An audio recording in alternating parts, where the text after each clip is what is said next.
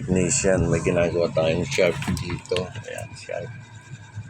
So, ito ay 24 inches.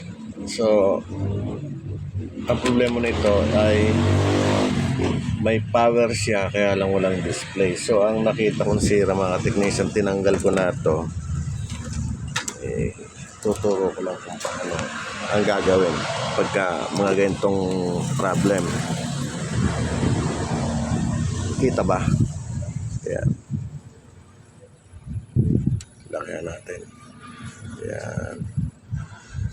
Mga ka-technician, kung makikita nyo.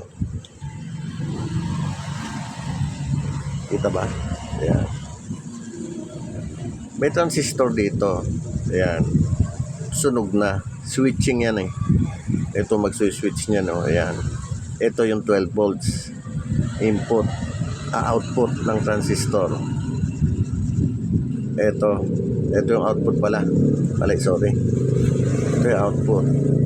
So, ito nanghihingi ng voltage papunta rito sa LDBS. Yan o. Yan. Ngayon, dahil nga sunog na tong transistor, switching transistor na to, aalisin natin yan. I-jump ko na lang dito. Ayun, naka-jump pa may wire ako doon na maliit na parang fuse. Yan o. I-jump mo yan dito. Ito yung sa ako na yan. Sa cover na yan. Ayan. Ayan ang yan, kadugtong. I-jump ko siya rito. Maski di ka na maghinang dito sa isa. Okay lang, switching lang naman yan eh. Ito yan. Positive 12 volts yan.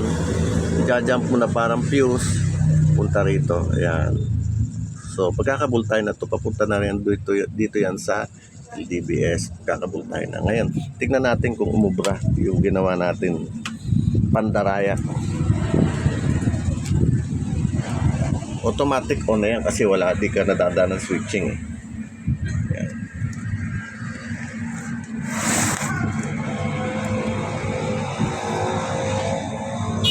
HDMI. Ayan, meron na siya, diba?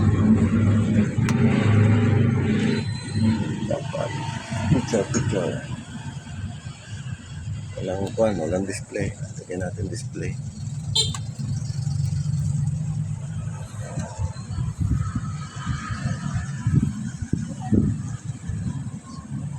Tagal ng HDMI ah.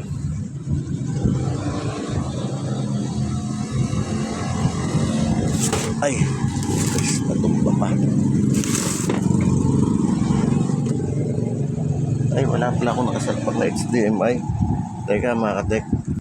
Ayan, meron na. Ayan. So, tingnan natin. O, yun. Okay na. Pinoy no signal. So, ganun lang po kadali ang pagkuhan. Halimbawa, walang piyesang pampalit. Di, try natin na mag-DIY. Yan. Ito siya. Malinaw na malinaw. Yan. Ganun lang kadali. Salamat po. Sana may natutunan ng konti.